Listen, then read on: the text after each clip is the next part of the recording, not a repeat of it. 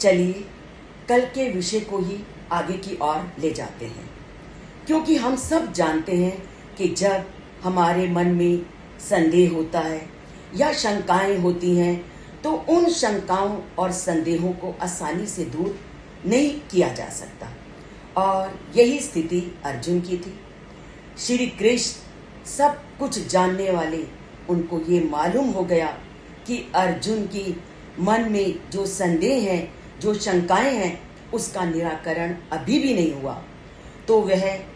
आज के श्लोक में फिर अर्जुन को समझाते हुए कहते हैं, हे अर्जुन, मैं बार बार तुम्हें एक ही बात समझा रहा हूं कि व्यक्ति जीवन में कुछ भी अच्छा कार्य करता है या धर्म के प्रति अपनी रुचि रखता है और ईश्वर के प्रति अपने कार्य को करता है, तो उसके ईश्वर के प्रति कार्य किए गए, ईश्वर का जीवन में स्मरण किया गया, कभी बेकार नहीं जाता। उसका ये धर्मपूर्ण कार्य उसके आगे आने वाले जन्म में भी हमेशा उसके साथ चलते हैं।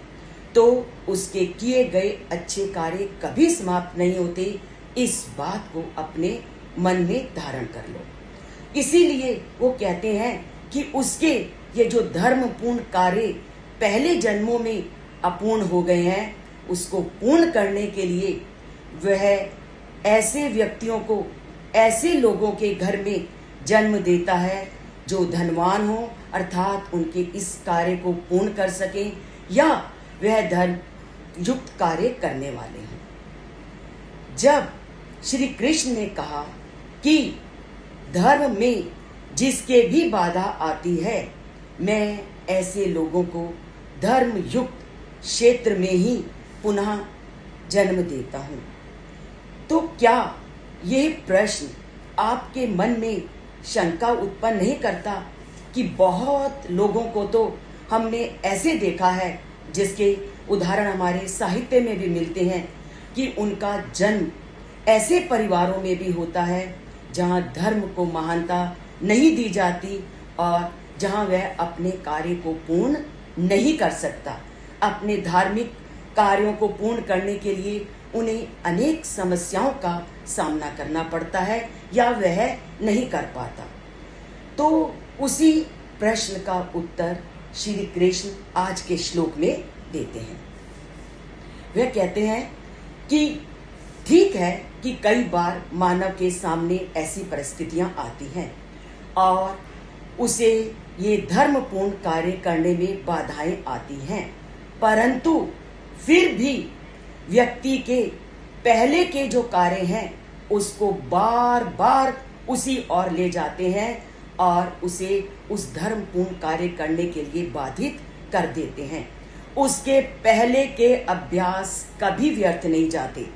उसके पहले के अभ्यास अगर उसको उचित वातावरण नहीं देते, परंतु उसके मन की आवाज उसको पहले वाले वातावरण में बार बार ले जाती है